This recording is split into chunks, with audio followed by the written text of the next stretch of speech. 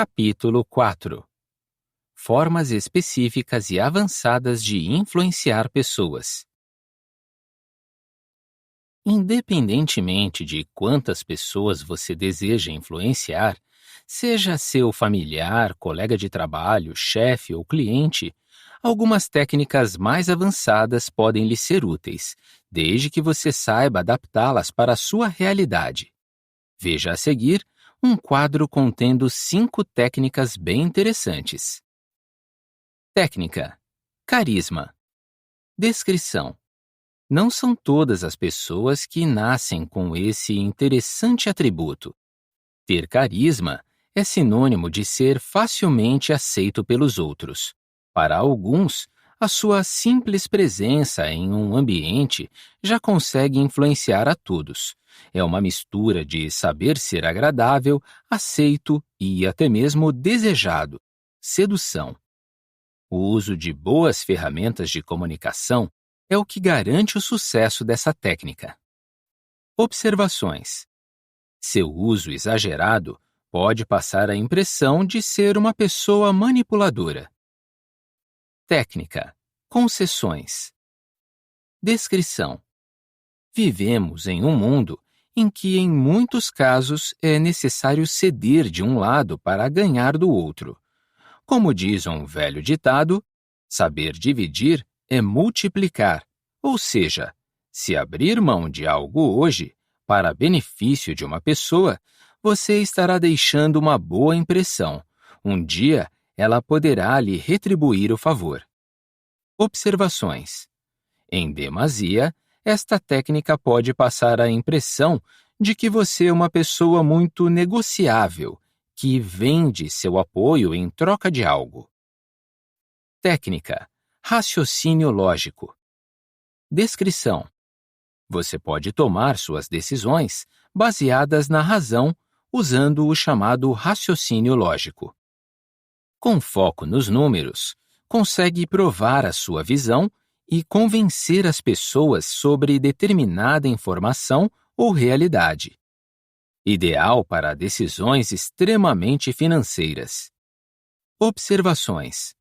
Sabemos que hoje em dia não tomamos decisões somente pelo lado da razão, mas sim por uma mistura de sentimentos, usando uma base holística, conhecimento do todo.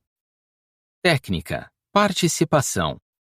Descrição: consiste em envolver todas as pessoas na tomada de decisão. Requer mútua confiança entre os envolvidos. Você pode até usar seu carisma para apoiar nas decisões, mas elas devem ser compartilhadas. Após algum tempo, esta técnica gera um grande comprometimento entre as pessoas que participam das decisões. Observações. Esta técnica pede que todos os envolvidos realmente participem e compartilhem as ideias, dando críticas e sugestões. Técnica: emoção. Descrição: talvez seja uma das técnicas mais usadas hoje em dia, o envolvimento das pessoas pelos sentimentos. Consiste em utilizar os sentimentos das pessoas envolvidas e até mesmo o seu próprio. Apresentar para os envolvidos as suas emoções pessoais pode gerar uma maior credibilidade no que está sendo falado. O uso dos valores humanos como ética, moral, dignidade, justiça, honra, lealdade, bondade, caridade, indulgência e honestidade são muito bem-vindos. Observações. Com o exagero, as pessoas podem achar que você está fazendo chantagem emocional. Essas técnicas podem ser utilizadas para influenciar uma ou várias pessoas, em qualquer ambiente onde você esteja, desde que sempre saiba adaptá-las para a sua realidade. Agora, veremos algumas técnicas mais específicas. Como influenciar uma única pessoa? Esta talvez seja uma das mais tranquilas formas de diálogo. Apenas 2 pessoas, você e mais alguém. Visto dessa forma, o ato de influenciar uma única pessoa pode ser considerado como um simples bate-papo. Em muitos casos, dentre muitos motivos, desejamos influenciar esta outra pessoa para convencê-la de que seu produto é bom, induzi-la a realizar algo que você deseja, persuadir um colega de trabalho a realizar algo, motivar seu filho a fazer a lição de casa e estudar para as provas, motivar uma pessoa que apresentou um mau desempenho, elogiar alguém por um trabalho bem feito. Quando desejar influenciar positivamente uma pessoa, tente se lembrar de definir qual o seu objetivo e a sua meta com essa pessoa. Identificar o perfil dessa pessoa, suas características, seu poder, seu grau de influência, sua visão sobre o assunto. Não se esconder. Fale desde o início seu ponto de vista. Detalhes do problema, suas causas e consequências. Saber ouvir perfeitamente. Ouça calmamente a opinião dessa pessoa. Quando necessário, realizar perguntas, tanto para obter mais informações a respeito da pessoa, quanto sua opinião sobre o assunto. Tentar envolver a pessoa na tomada de decisão. Saber convencê-la de que a decisão é mútua. Se necessário, envolver os seus próprios sentimentos na discussão. Usar bons argumentos, principalmente levando para soluções realmente possíveis. Saber usar do artifício de concessões, mas sem dar a impressão de estar barganhando a sua opinião. Ao final, sempre refletir sobre a decisão tomada. Analisar até que ponto seu objetivo inicial foi atingido. Saber sempre coletar novas informações sobre a pessoa, principalmente aquelas que poderão ser usadas em uma futura discussão. E sempre analisar o que deu certo e errado na conversa. Para exemplificar essas ideias, veja a seguir uma situação bem interessante e comum. Minutos antes da reunião com a Sandra. Roberto: preciso convencer a Sandra que vale a pena oferecer um bom desconto para esse cliente. Mas antes preciso traçar uma boa estratégia. E como é mesmo que ela é? Ah, sim. Sempre gosta de desafios. Irei me apoiar nessa ideia. Alguns minutos depois, já na sala da Sandra. Roberto: boa tarde, Sandra. Sei que está muito ocupada, mas poderia me ajudar a tomar uma decisão? Sandra: olá, Roberto. Me ajuda? Mas é claro, entre. Roberto: então, acho que consegui um novo cliente para a nossa empresa, mas eles estão receosos sobre nossa marca. Sandra: mas qual o problema? Roberto: sabe, Sandra, eu já apresentei diversos argumentos mostrando que nossa empresa é de confiança, mas eles ainda ficam com o pé atrás. Pensei em fazer algo para convencê-los de uma vez. Você tem alguma ideia? Sandra: não sei ao certo. Roberto: que tal um desconto inicial? Sandra: ah, não sei. Não estamos em condições de darmos descontos. Roberto: mas é um novo desafio e esse cliente revende para o sul do país. Se conseguirmos entrar, teremos acesso a uma nova região. É a chance de crescermos. Sandra: nossa, não havia pensado nisso. Roberto: pois é, eu também não. Mas minha filha me deu essa visão de crescer e expandir, de não ter medo de enfrentar novos desafios. Vim hoje para cá com essa sensação em meu coração. O que acha? Vamos crescer juntos? Sandra: deixe comigo, conseguirei um bom desconto. Nessa pequena história, nosso personagem Roberto tinha um objetivo bem claro: convencer a personagem Sandra de que valeria a pena dar um bom desconto a esse novo cliente. Para isso, ele primeiramente refletiu sobre sua meta e as características de Sandra. Em seguida, já conversando com Sandra, soube envolvê-la na ideia, Usou seus sentimentos e instigou o fato de ser um desafio. Todo esse conjunto de ações ajudou Roberto a ter êxito no que queria. Um dos segredos para influenciar uma pessoa é levar suas ideias em tom de descontração, envolvendo-a nos objetivos, sem pressão, sem estresse, sem forçar nada, apenas conversando amigavelmente. Sabemos que nem sempre esse clima reina em nosso convívio, seja no lar ou no ambiente de trabalho, mas devemos nos esforçar para que nossas discussões sejam suaves, sempre deixando uma boa impressão. Esse processo pode demorar um pouco, mas valerá a pena quando você estiver colhendo os frutos no futuro. Como influenciar um grupo de pessoas? Normalmente, a situação mais comum de quando se está em um grupo e deseja-se influenciar as pessoas envolvidas chama-se reunião. Seja no meio familiar, em uma associação de pessoas ou dentro de uma empresa, costumamos encontrar uma das seguintes possibilidades: reunião onde todos estarão argumentando e discutindo algo. Reunião onde você é o líder da discussão e deseja informar sua opinião aos participantes ou questioná-los sobre algo. Como em cada situação você estará em um papel diferente, apresentaremos algumas dicas, técnicas, para cada uma dessas situações. Reunião aberta. Neste primeiro tipo de reunião, quase todas as pessoas envolvidas desejam dizer algo. Muitas vezes um quer chamar atenção mais que o outro. Já em outras ocasiões, alguém quer ser reconhecido como o autor da solução daquele determinado problema. Em outras situações, ninguém deseja ser visto como o culpado por alguma falha, jogando a culpa sempre para o colega mais quieto.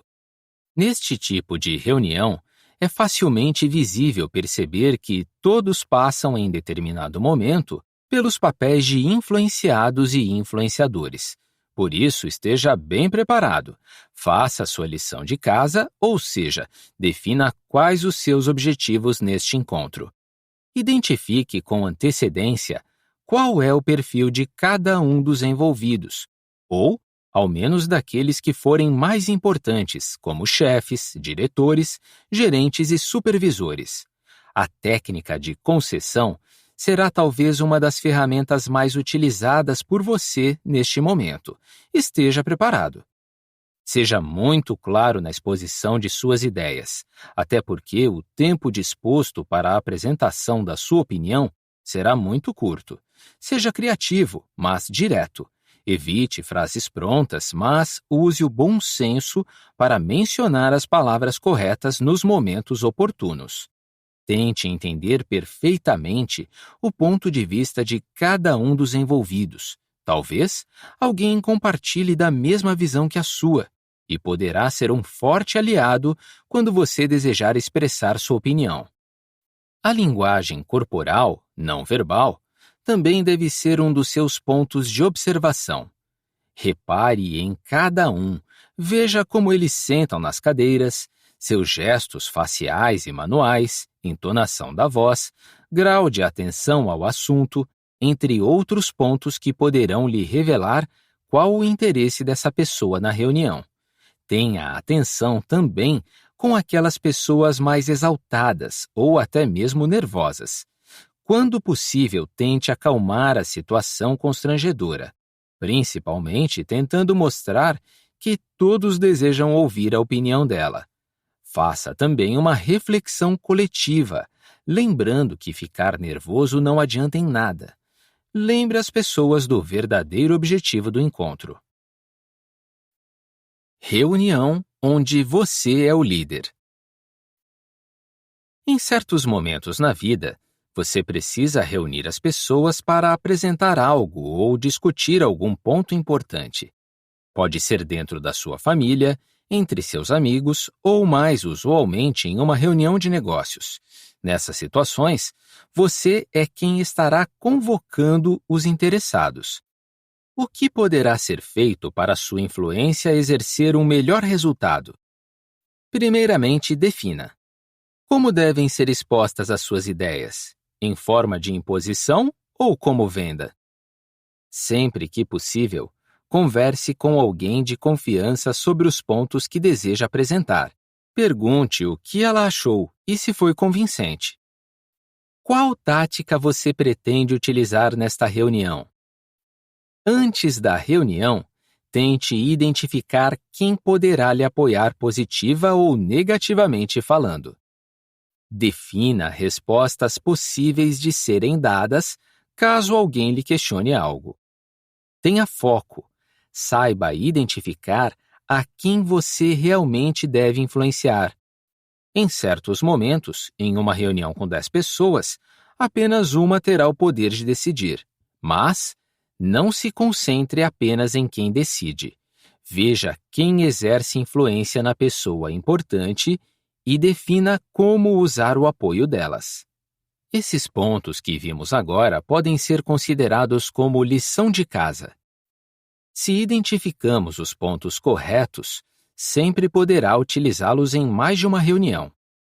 Caso você seja um supervisor, por exemplo, e sempre tenha de realizar este tipo de reunião com seus liderados e líderes, terá cada vez mais facilidade em exercer influência em quem realmente é necessário com o passar do tempo.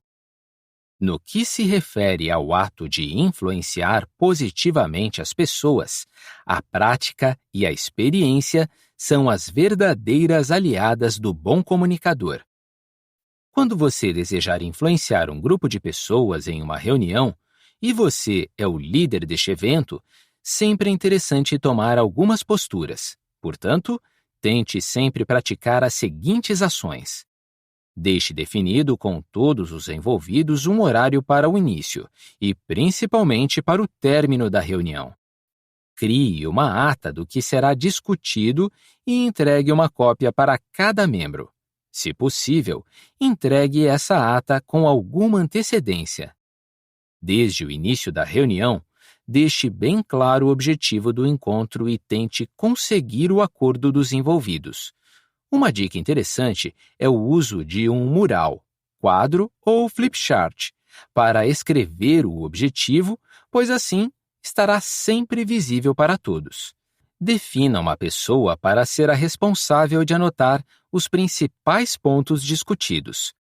Ao concluir a reunião, solicite que ela transforme essas anotações na ata final. Não se esqueça de entregá-la para todos os participantes depois de algum tempo.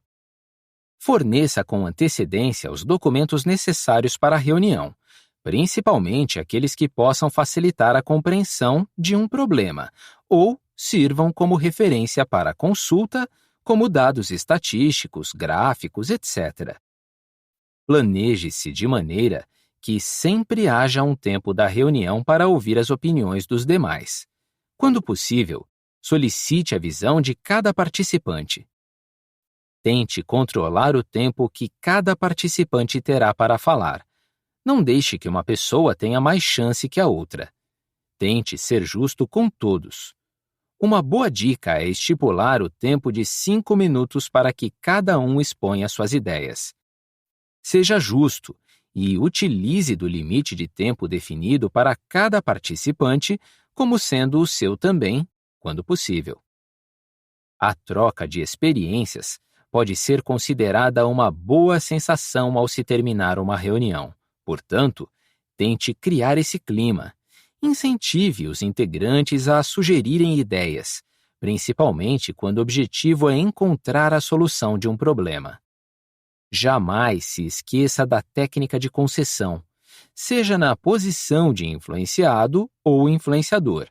Saber ceder em alguns pontos pode lhe ajudar a conquistar seus objetivos. Como influenciar seu chefe? Devemos ter em mente que, dentre todas as pessoas das quais você precisa exercer influência, seu chefe talvez seja a pessoa mais importante. No entanto, muitas vezes não damos a devida atenção para esse fato. Veja a situação a seguir e analise se isso já não aconteceu contigo. Marcelo, chefe. Tiago, onde estão os relatórios que eu lhe pedi? Tiago: ainda não consegui terminá-los. Marcelo, chefe: mas consegue me entregar até o final da tarde? Tiago: acho que não. Marcelo, chefe: e se você pedir a ajuda do Anselmo? Tiago: ah, chefe, prefiro fazer sozinho, ele é muito lerdo. Marcelo, chefe: preciso deles hoje, então corra. Perceba que, nesta situação, o nosso personagem Tiago não está exercendo uma boa influência em seu chefe. Muito pelo contrário, ao negar a execução de uma tarefa sem a devida explicação, seu superior pôde encarar essa sua posição como sendo má vontade. Mesmo que não seja possível realizar o que foi solicitado, tente contornar a situação. Veja uma sugestão. Marcelo, chefe: Tiago, onde estão os relatórios que eu lhe pedi? Tiago: ainda não consegui terminá-los, estou tendo algumas dificuldades. Marcelo, chefe: mas consegue me entregar até o final da tarde? Tiago: se alguém me ajudasse, talvez eu pudesse terminar até antes do almoço. Marcelo, chefe: fale com Anselmo. Tiago: ótima ideia, chefe. O Anselmo tem mais experiência nesse assunto. Obrigado pela ajuda. Marcelo, chefe: não por isso. O importante é a empresa não parar. Agora o personagem Tiago tomou uma outra postura. Além de reconhecer que não conseguiria concluir sozinho a tempo o relatório, ainda pediu ajuda e aceitou quando o chefe sugeriu.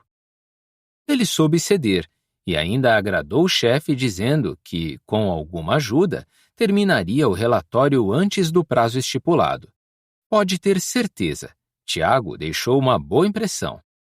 Para que você cause uma excelente influência em seu chefe, jamais poderá fazer algo nesse sentido. O objetivo de influenciar as pessoas deve ser encarado como um processo contínuo, onde a cada ação um novo ponto é conquistado. 5 dicas para influenciar positivamente seu chefe. 1. Em muitos casos, um chefe possui ainda um superior acima dele. Aprenda com ele. Veja quais as atitudes que ele toma para influenciar esse superior. Analisando essas informações, você saberá como ele provavelmente gostaria de ser tratado. 2. Quem seu chefe realmente é? Como ele trata as pessoas? Qual seu estilo de liderança? Como ele se expressa? Sua comunicação é efetiva? Quais as características do seu perfil? Você conhece perfeitamente os pontos fortes e fracos dele? Respondendo essas e outras perguntas, você terá um valioso acervo de informações a respeito do seu chefe. Mantenha-se atualizado e sempre o analise. Um chefe, para ser compreendido, precisa ser estudado. 3. Confiança e respeito. Estas são 2 palavras que ajudam e muito no verdadeiro processo da influência ao chefe. Você deve demonstrar que confia em suas decisões. Se achar que ele talvez esteja errado, tente levá-lo para uma reflexão. Saiba também respeitar as decisões que ele toma. Em alguns casos, um chefe possui uma mente limitada. Respeite seus limites. Se seu chefe conseguir perceber o quanto você confia nele e respeitar suas ideias, consequentemente exercerá uma ótima influência. 4. Se for necessário ser contra alguma ideia de seu chefe, use o raciocínio lógico e o bom senso. Tente provar nas mais diversas formas que ele está errado e talvez devesse repensar alguma opinião. Mas jamais discuta energicamente com ele. Não altere sua voz. Mantenha a tranquilidade e serenidade. E prepare-se muito bem antes de tentar provar que ele está errado, pois caso ele não esteja enganado, você deixará uma péssima imagem. 5. Lembre-se da técnica de rapport e coloque-se no lugar dele. Tente descobrir o que ele está sentindo. Caso perceba que ele não está bem, deixe para um outro momento aquele pedido de férias ou apoio para um novo projeto.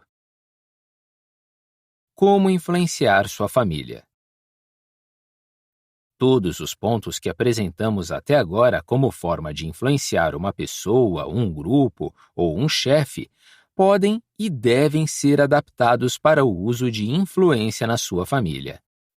Essas técnicas têm por objetivo facilitar a comunicação e compreensão entre todos.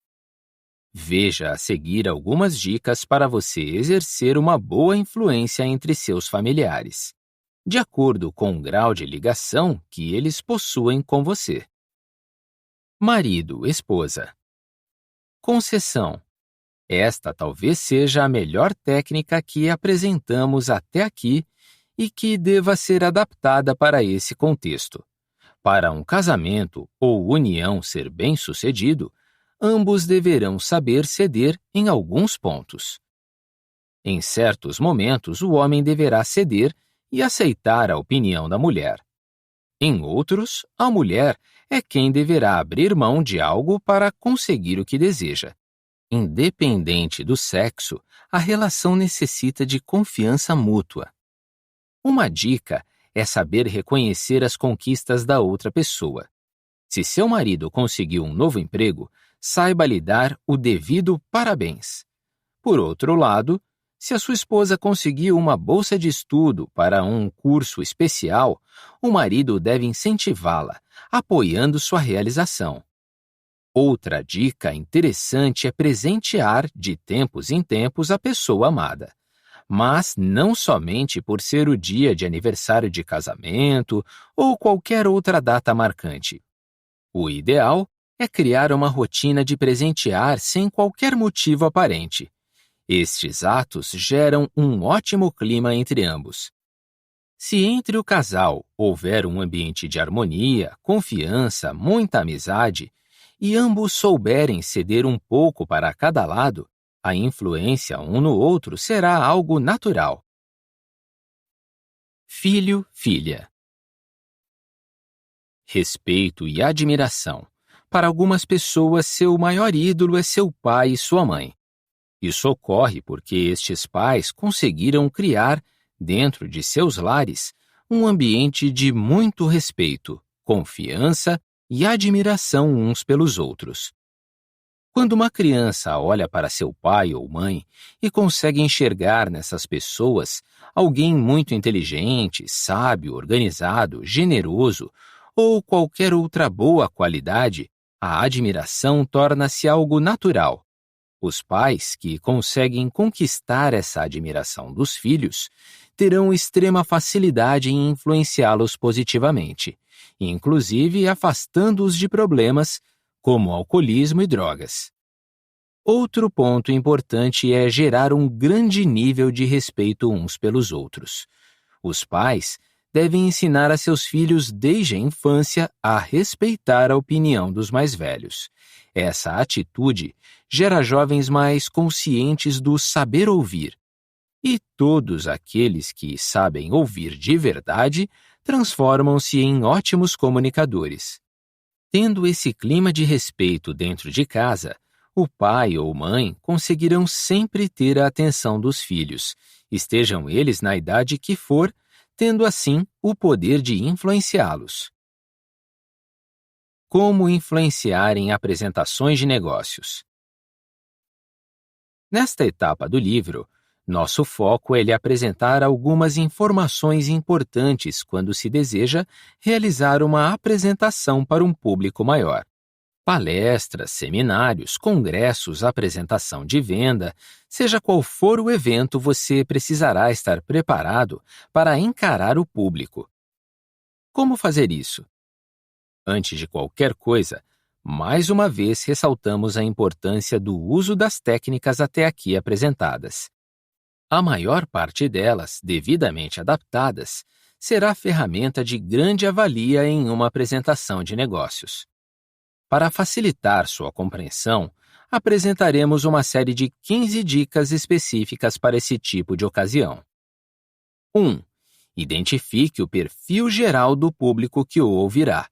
De acordo com quem estará lhe vendo e ouvindo, sua ação deverá ser uma ou outra. O que eles esperam de você? Qual o objetivo deles em estar lhe assistindo? 2. Chame a atenção de todos. Claro que a ideia de usar uma melancia na cabeça está descartada. Mas nada lhe impede de usar outros artifícios. Use cartazes, flipcharts, slides, datashow e até mesmo alguns objetos inusitados, como cadeiras especiais, escadas, vassouras e outros objetos que possam facilitar a compreensão lúdica das pessoas. 3. Mude de vez em quando sua entonação da voz. Manter o mesmo tom durante toda a exposição causa certa sonolência para os ouvintes. 4. Gesticule, mas não em excesso. Use as mãos para indicar, por exemplo, frases ou etapas de algo que estiver explicando. 5. Ande pelo ambiente. Nada de ficar parado no mesmo lugar o tempo todo. Para o espectador, é muito cansativo ficar olhando sempre para o mesmo ponto. 6. Seja objetivo. Deixe bem claro o que você deseja com o público. Não fique fazendo mistérios e lembre as pessoas do seu objetivo durante algumas vezes ao longo da apresentação. 7. Esteja motivado. Automotive-se. Demonstre para a plateia todo o seu entusiasmo.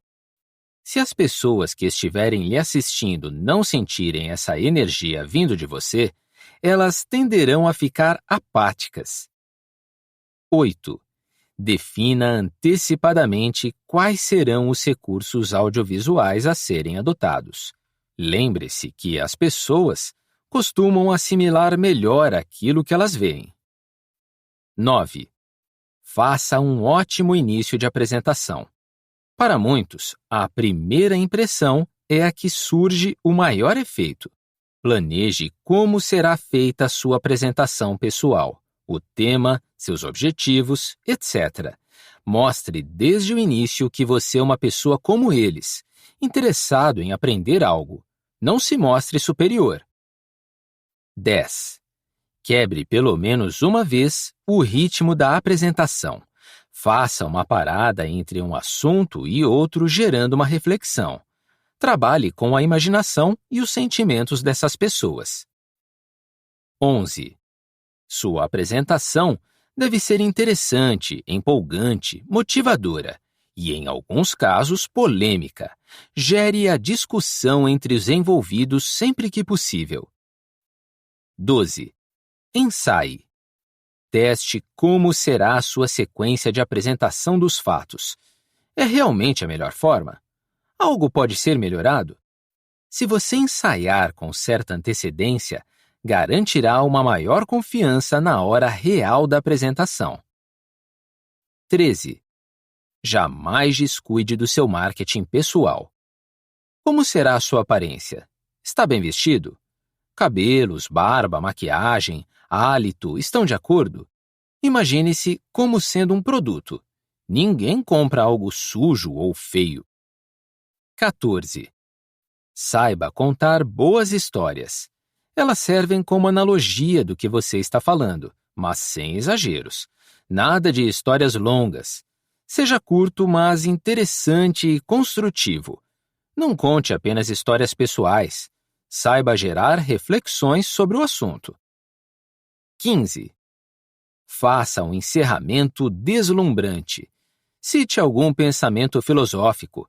Incentive as pessoas na contínua busca por novos conhecimentos. Quando possível, ofereça-se para manter contato, mesmo após o evento. Disponibilize um e-mail de contato. Todas essas dicas têm o objetivo de lhe mostrar a importância da dedicação para o aprimoramento de uma boa apresentação. É necessário investir tempo e até outros recursos antes, durante e após o evento. Sempre avalie a satisfação dos espectadores. Seus ouvintes são as melhores pessoas para lhe dizer se foi claro ou não. Para influenciar, são necessários objetivos definidos e clareza. Capítulo 5. Neurolinguística para influenciar pessoas. Entendendo o método PEAS. Este capítulo é dedicado principalmente para a área de vendas. Porém, nada lhe impede de encarar e adaptar as lições aqui contidas para o seu dia a dia.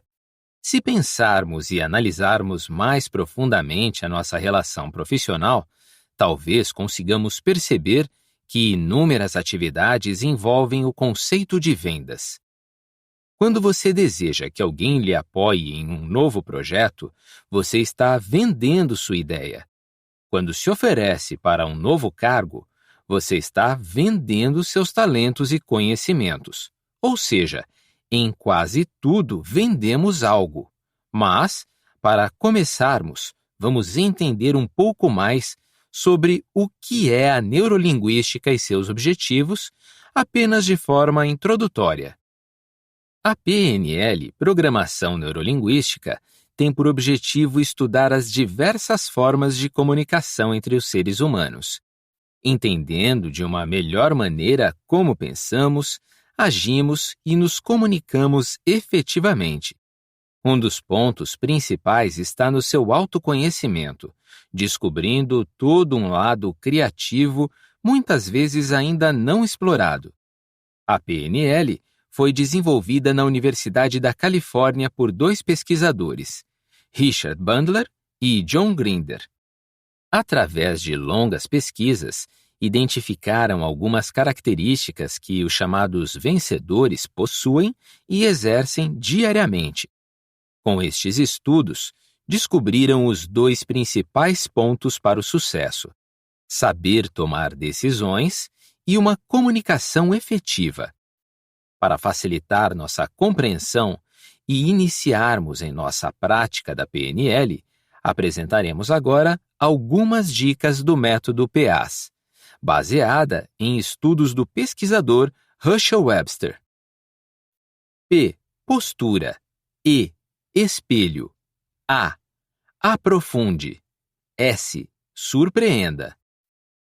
Através dessa junção de letras, acrônimo, teremos uma forma fácil e rápida de lembrarmos quais os pontos principais para exercermos uma excelente influência com nossos clientes, principalmente quando o assunto é venda. Postura. Ninguém gosta de conversar com pessoas negativas, mal vestidas, cheirando não muito bem, com hálito desagradável ou coisas do gênero. O chamado marketing pessoal está intimamente ligado a este primeiro item. Ainda podemos nos preocupar com nosso estado de humor. Você gosta de conversar com pessoas nervosas, mal-humoradas, tristes ou negativas? Ninguém gosta. Por um certo tempo, você até pode tolerar esta postura da pessoa, mas não para sempre. Comecemos pela aparência física. Tenha muito cuidado com suas roupas. Evite usar peças muito velhas, usadas excessivamente, amassadas ou fora de moda, antigas. É claro que você não precisa sempre comprar o último lançamento da estação, mas é importante não passar a impressão de pessoa ultrapassada. Jamais descuide da sua aparência física. Cabelos sempre devem estar muito bem lavados e penteados. Para os homens, a barba precisa estar bem feita. Para as mulheres, a maquiagem deve ser usada apenas de forma corretiva, jamais em excesso. Para ambos, os acessórios não podem chamar muita atenção.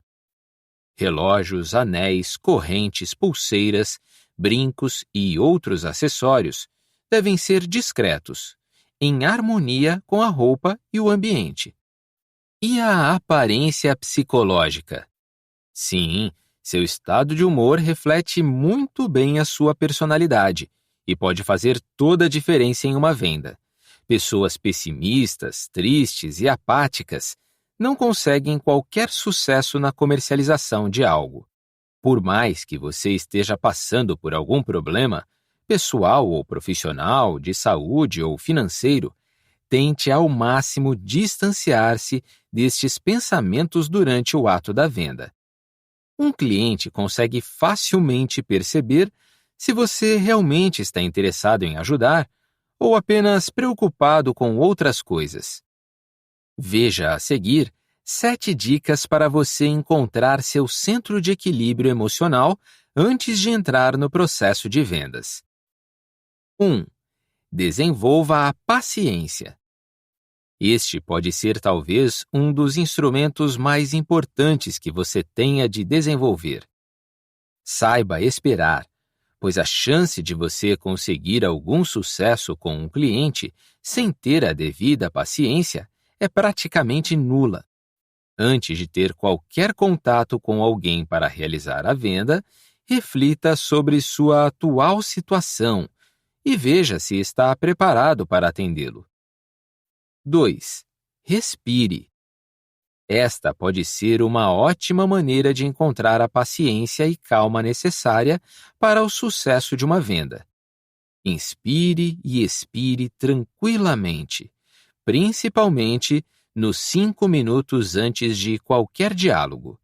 Exercite seu diafragma, respirando não pela parte superior do pulmão, mas sim por aquela região próxima ao estômago. 3. Tolerância.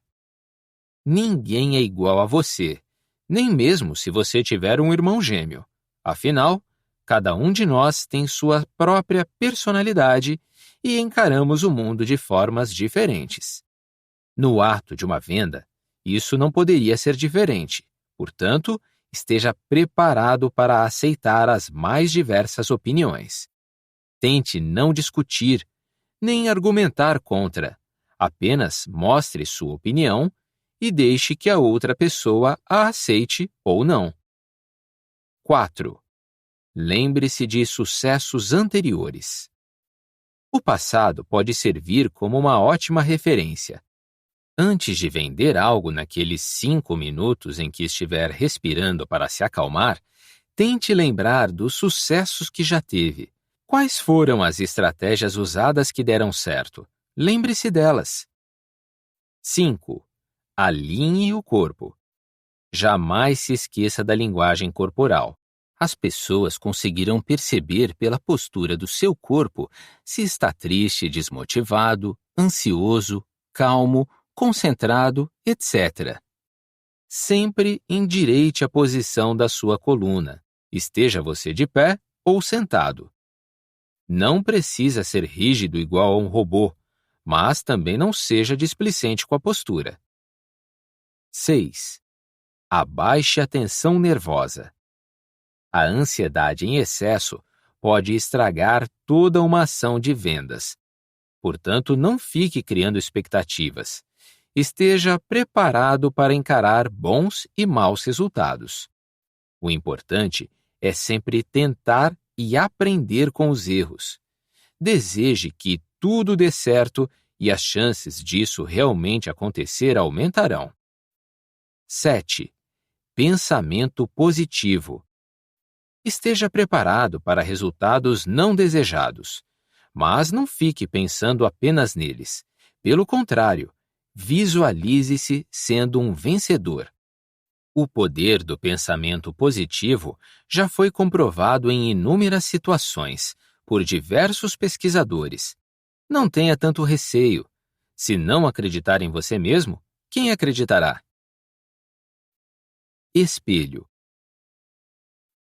Você se lembra da técnica apresentada em outros capítulos denominada rapport? Pois bem, em vendas, essa ferramenta será mais uma vez utilizada. Seu objetivo consiste em você se espelhar na outra pessoa. É uma relação parcial ou total na troca de sinais, ou seja, é você estar em sintonia com essa outra pessoa.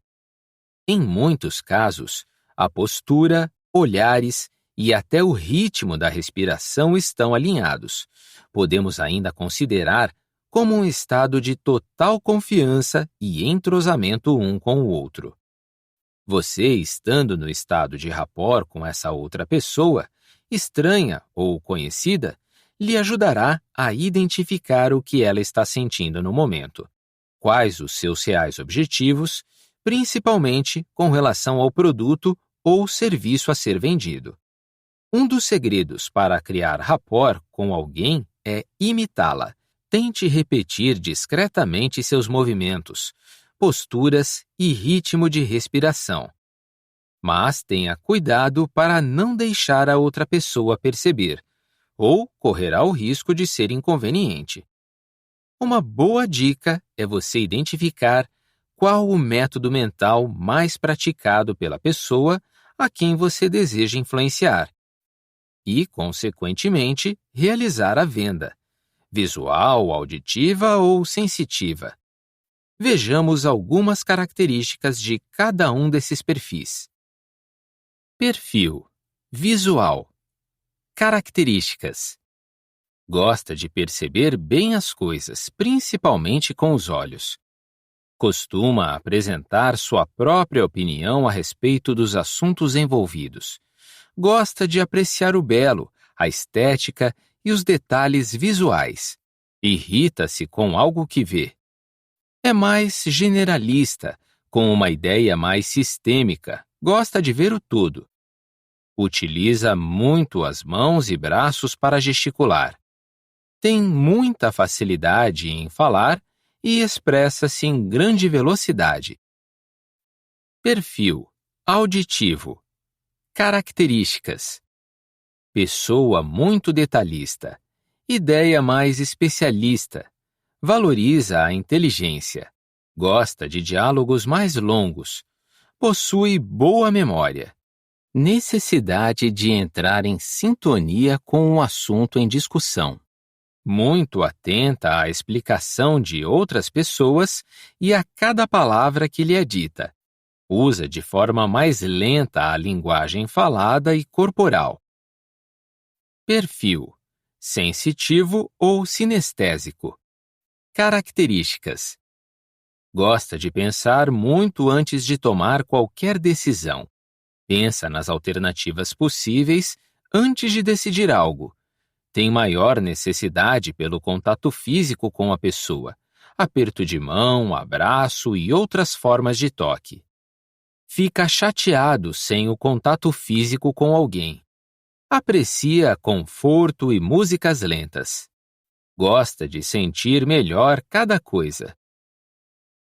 Vale lembrar que cada um de nós, de acordo com o momento em que nos encontramos, podemos mudar de um estado para outro. Uma pessoa tipicamente visual, em certa circunstância, pode ser mais auditiva, por exemplo. Cada um de nós possui um estado mais dominante. Contudo, naturalmente mudamos de um para o outro sem qualquer problema. Agora que você conhece cada um dos estados mentais, pratique o máximo que puder a identificação de cada um desses perfis nas pessoas com quem convive diariamente. De acordo com o que você conseguir identificar, saberá qual a melhor forma de agir. Suponha que esteja conversando com alguém, tentando vender um produto. Ao perceber que essa pessoa está muito atenta a cada palavra que você diz, é bem provável que ela esteja no estado auditivo. Dessa forma, seja bem detalhista e tenha paciência para obter um resultado positivo dela. Em uma outra situação de venda, você percebe que determinado cliente já conhece muito bem as características do produto e ainda tem muita facilidade em se expressar. Essa pessoa está no estado visual. Aproveite e mostre uma visão mais ampla do produto, como outros usos para a mercadoria. Tente convencê-la de que o produto é muito belo, mas jamais se esqueça que uma pessoa pode mudar facilmente de um estado para outro. Cuidado e não tente usar respostas prontas só por acreditar que já descobriu o estilo dela. Afinal, o ser humano está sempre em mudanças. Aprofunde. Por que alguém compra uma casa? Para morar nela? Nem sempre. Alguém pode comprar uma casa para abrir um comércio ou ainda para locação e transformá-lo em uma fonte de renda. Por que determinada pessoa preferiu um carro X e não Y? Por causa da marca? Preço? Forma de pagamento? Porque alguém o influenciou? O que leva um cliente a preferir a sua empresa e não a da concorrência? Estas e muitas outras perguntas devem passar pela sua cabeça todos os dias. Se ainda não passam, é melhor começar a incorporar a dúvida e a curiosidade em seus hábitos. O estudo do comportamento do cliente precisa ser algo rotineiro em sua vida profissional. Um vendedor de sucesso sempre está procurando identificar os reais motivos que levaram o cliente a ele. Aprofunde seus estudos sobre o mercado consumidor e analise tendências, descobrindo assim qual a moda do momento. Com algumas dessas informações em suas mãos, fica mais fácil traçar um plano de ação para influenciar seus clientes. Além de analisar sua postura, ser um espelho dele e analisar seu estado mental, você deverá aprofundar ainda mais seu estudo sobre seu comportamento. Seja sempre insatisfeito neste ponto. Deseje descobrir os porquês e, com base em algumas dessas informações, trace sua estratégia de ação. Existem algumas dicas que lhe ajudarão a encontrar essas tão preciosas informações sobre o porquê de o cliente ter comprado seu produto ou da concorrência. Veja. 1. Faça perguntas, mas não qualquer tipo de pergunta sem um objetivo claro. Crie questões que lhe ajudem a identificar fatores importantes, como saber o real motivo de o cliente comprar determinado produto ou serviço.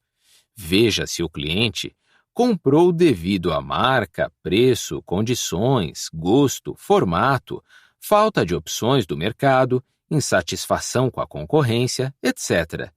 Sempre existe um ou mais motivos. 2. Escute muito bem as respostas. Não simplesmente ouça e jogue fora uma informação tão importante. Se achar conveniente após o cliente sair da empresa, escreva em um bloco de anotações o que conseguiu descobrir. Depois de uma semana, já terá informações bem interessantes sobre seus clientes e o comportamento deles. 3. Qual o verdadeiro valor que o cliente percebe do seu produto ou serviço? Esta talvez seja uma das informações mais importantes que você tenha de descobrir com relação ao seu cliente. O que ele vê de especial na sua empresa? O atendimento? A marca? O preço? O que é? Faça perguntas, escute, registre e analise. Aprofundar seus estudos sobre os seus clientes, como acabamos de ver, é de extrema importância. Mas e as outras pessoas que não compram seus produtos ou serviços? Por que elas não compram? Por causa da concorrência? Dificuldade financeira? Lembre-se, o estudo do mercado deve ser incessante. Surpreenda. Em um processo tradicional de vendas, a última etapa é normalmente chamada de fechamento, conclusão ou ainda encerramento. Normalmente, o cliente é encaminhado até o departamento em que efetuará o pagamento ou assinará o contrato e o vendedor simplesmente se despede dele. Em algumas empresas, já existe a política do chamado pós-venda, no qual, após determinado tempo em que o cliente tenha efetuado a compra, retornar-se um contato para saber da sua satisfação quanto ao produto ou serviço. Este processo de conversar com o cliente, dando uma atenção especial, mesmo após o período de venda, gera o que chamamos de fidelização. Ato este que costuma surpreender positivamente o cliente. Infelizmente, algumas empresas ainda não acordaram para essa palavra, surpreender. Toda pessoa gosta de ser impressionada de maneira positiva. Um brinde especial, um desconto para uma futura compra, um cartão de felicitações por datas comemorativas, um telefonema para avaliar a satisfação, entre outras ações simples, pode enriquecer o relacionamento entre cliente e vendedor. O vendedor de sucesso, ao estar em contato com o cliente, consegue descobrir muitas informações ao seu respeito. Ainda durante o processo de venda, surpreenda o cliente oferecendo para ele exatamente aquilo que supra sua necessidade, mesmo que para a empresa este produto tenha o menor valor. Este ato de honestidade e bom senso o surpreenderá. E quais são mesmo os benefícios que seu cliente terá em comprar tal produto contigo e não com a concorrência? Tenha esses benefícios sempre em mente, ressaltando-os aos olhos, ouvidos e demais sentidos dos clientes. Ele já tem uma expectativa com a sua empresa. Esse produto lhe trará algum bem-estar, prazer, ou o afastará de algo negativo, segurança. Surpreenda-o provando que o bem-estar será ainda maior do que ele esperava, ou o afastamento de algo negativo será ampliado. Encantar o cliente talvez seja uma das melhores estratégias, mas para isso, a comunicação entre vendedor e cliente deverá estar perfeita. Estude, pratique, registre, melhore. Estes devem ser seus objetivos como um vendedor que deseja influenciar seus clientes. Capítulo 6. Entendendo a motivação. Motivar pode ser considerado como um conjunto de ações para uma determinada pessoa ou grupo de pessoas com o intuito de incentivá-la à realização de algo. É apresentar motivos para que alguém tenha ânimo em sua atividade. São objetivos com uma meta principal no futuro, alcançando aquilo que se deseja. Existem as mais diversas conceituações para o ato de motivar. Mas o que podemos analisar pelas empresas do Brasil e no mundo é que esse ainda é um problema sério para muitas pessoas. As pesquisas publicadas na mídia sempre nos mostram que os funcionários encontram-se discordantes com relação à sua remuneração pelo trabalho, seja ela financeira ou não. O dinheiro pode ser considerado um elemento motivador, mas, como muitos outros, seus efeitos são temporários. Riqueza material, para muitas pessoas, não é mais exclusivamente aquilo que elas desejam. Em tempos violentos como os que vivemos atualmente, questões ligadas à segurança tomam uma maior importância.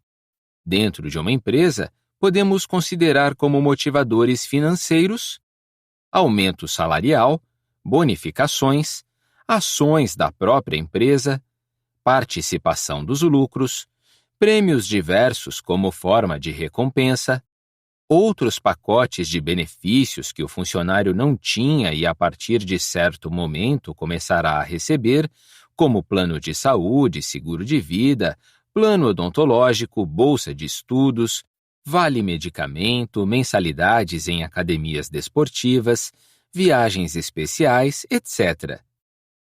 No mesmo contexto, consideramos como motivadores não financeiros novos desafios, ampliação da autoridade, novas responsabilidades, retorno construtivo, feedback, plano de carreira, novas oportunidades de crescimento, reconhecimento intelectual e profissional, agradecimentos e homenagens.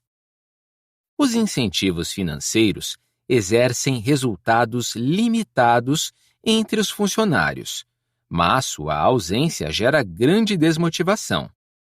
Para uma empresa, O ideal é o equilíbrio entre esses dois elementos motivadores, financeiros e não financeiros, garantindo uma perfeita relação custo-benefício para todos. Teoria de Maslow. Maslow, grande pesquisador sobre as relações humanas, identificou 5 sistemas que conseguem explicar boa parte do comportamento humano dentro ou fora de uma empresa. Para explicar sua teoria, ele criou a pirâmide da hierarquia das necessidades humanas, na qual, de baixo para cima, é possível identificar as necessidades mais primitivas até as mais civilizadas. Necessidades fisiológicas: comida, água, abrigo. Necessidades de segurança: segurança, proteção. Necessidades sociais: sensação de pertencer, amor.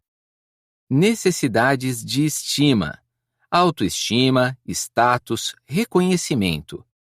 Necessidades de autorrealização: crescimento profissional, realizações pessoais. Vejamos uma breve descrição dessas 5 necessidades humanas. Necessidade: fisiológicas ou básicas. Descrição: esta é a base da pirâmide e são consideradas essenciais. Intimamente ligada às necessidades de alimentação, moradia, abrigo e vestimenta, roupas. Dentro de um ambiente de trabalho, são as que exigem condições agradáveis para se estar lá. A ausência de recursos nesta área pode ameaçar o bem-estar humano. Assim que se encontram supridas, surgem as necessidades de segurança. Necessidade, segurança. Descrição: sua essência é garantir a permanência do bem-estar conquistado ao suprir as necessidades básicas. Refletem a preocupação na estabilidade atual e futura. As pessoas costumam dar maior atenção a assuntos como aposentadoria, planos de saúde e segurança física. A ausência de incentivos nesta área gera descontentamentos. Necessidade: sociais.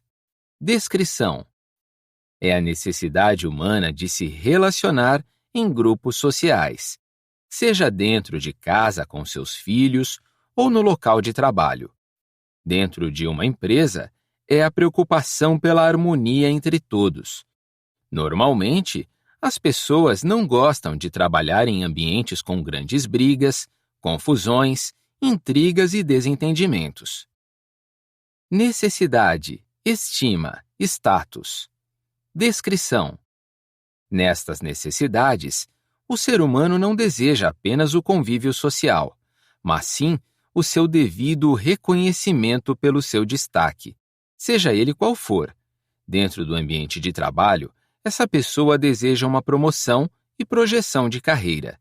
Sem a devida atenção, sente-se frustrado. Necessidade, autorrealização. Descrição: neste nível, as pessoas querem desenvolver a totalidade de suas potencialidades. Sentem-se motivadas por terem a liberdade de ter iniciativa própria.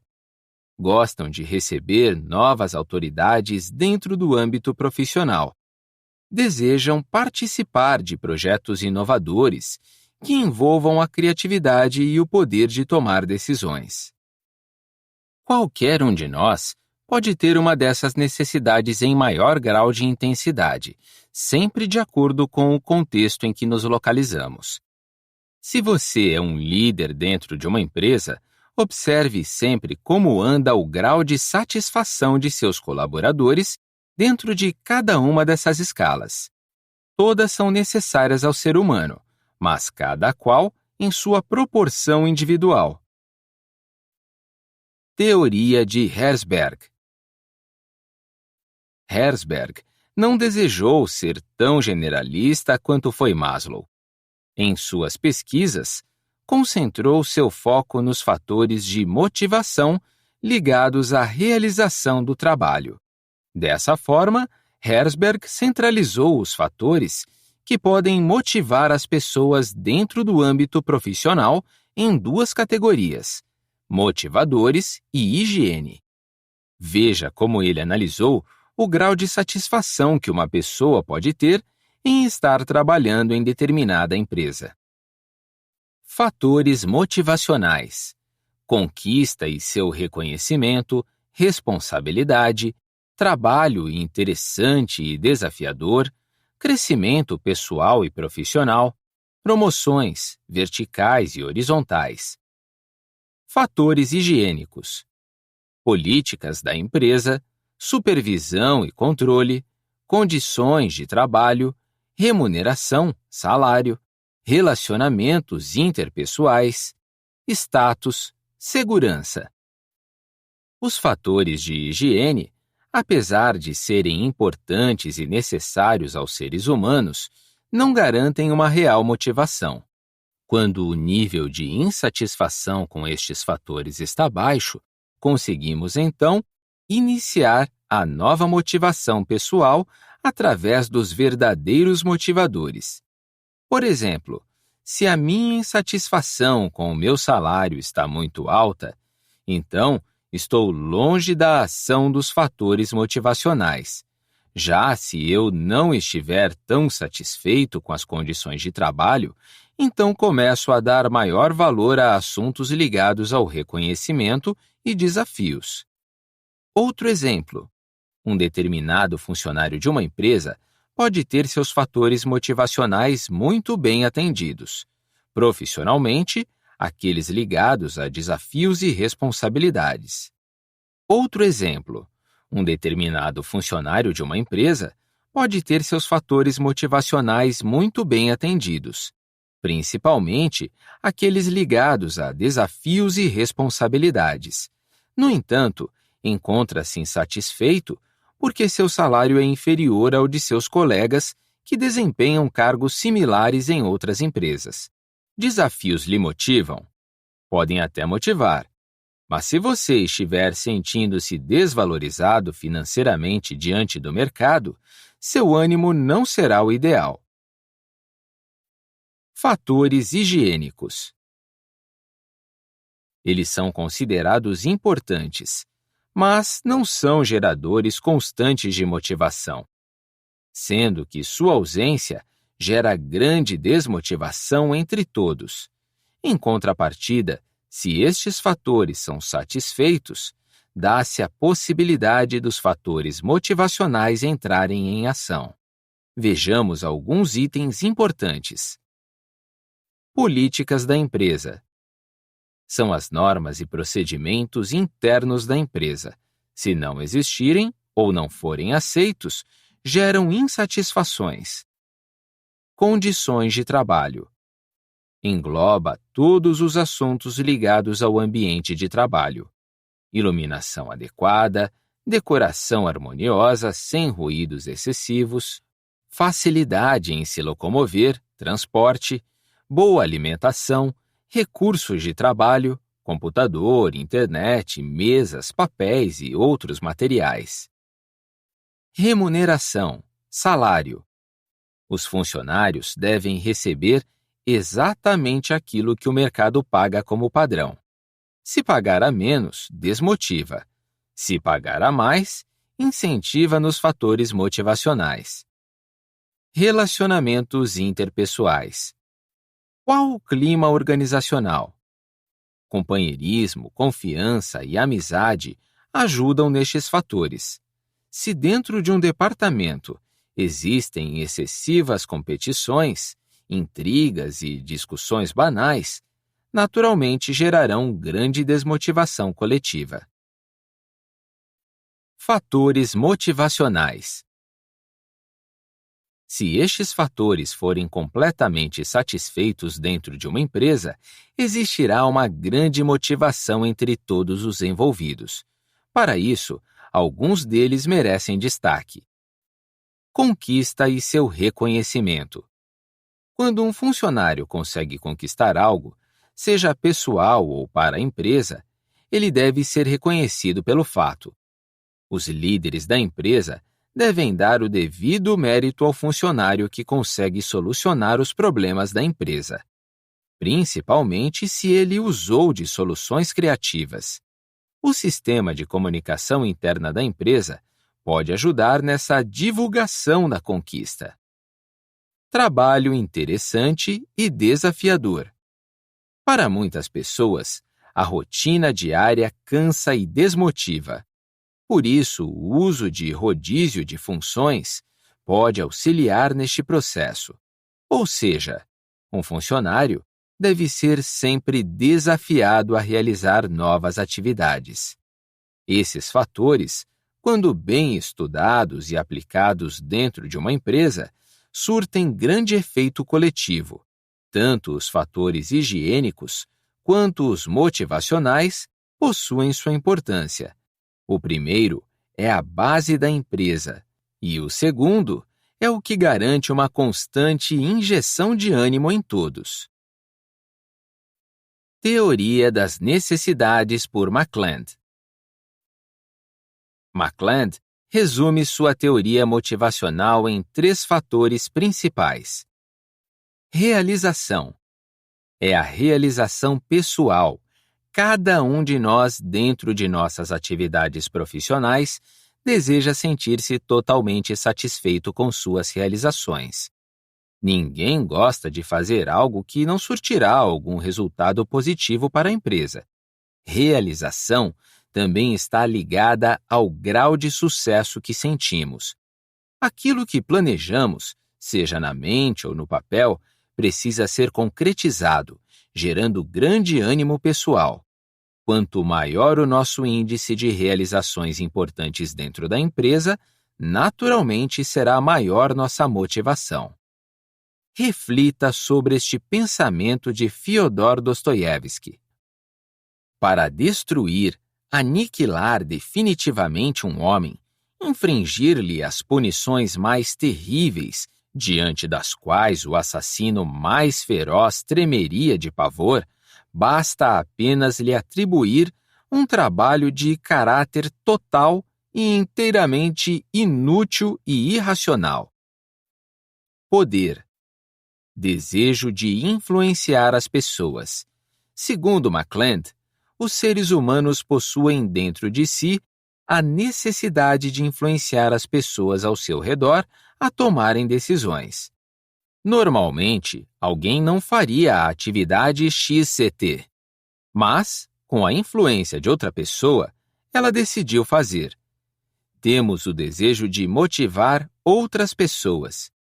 Reflita sobre este pensamento de Abraham Lincoln. Se quiser pôr à prova o caráter de um homem, dê-lhe poder. Associação. Ninguém consegue viver isoladamente por muito tempo. Ou seja, todos nós necessitamos do contato interpessoal. As relações sociais são indispensáveis para motivar cada um de nós. Dentro de uma empresa, as pessoas com quem nos relacionamos refletem diretamente em nosso grau de motivação. O grupo deve conviver no âmbito profissional de forma harmoniosa e construtiva. Reflita sobre este pensamento de Alan Ryan. Não trabalhamos apenas para ganhar dinheiro, mas para encontrar o significado de nossas vidas. O que fazemos é grande parte do que somos. Com estes 3 fatores principais, podemos analisar que a motivação de qualquer um de nós está ligada a diversos pontos, principalmente àqueles de caráter mais humano. Dinheiro e riqueza podem até ajudar na motivação, mas a conquista do sucesso, a realização de um sonho, pode se tornar um incentivador de maior influência. Teoria da expectativa. Vroom. Para o pesquisador Victor Vroom, a motivação está ligada com a escolha individual que cada um de nós pode ter. De acordo com seus estudos, para uma pessoa sentir-se motivada em realizar algo, ela necessita ter algum resultado da seguinte expressão: Motivação igual expectativa vezes instrumentalidade vezes valor. Valor, motivação, expectativa e instrumentalidade. A partir desta expressão, uma pessoa, para estar realmente motivada, necessita conseguir atribuir algum valor na atividade em que está realizando, acreditar que receberá a devida compensação pelo que está fazendo, acreditar que será capaz de fazer a atividade proposta. Expectativa.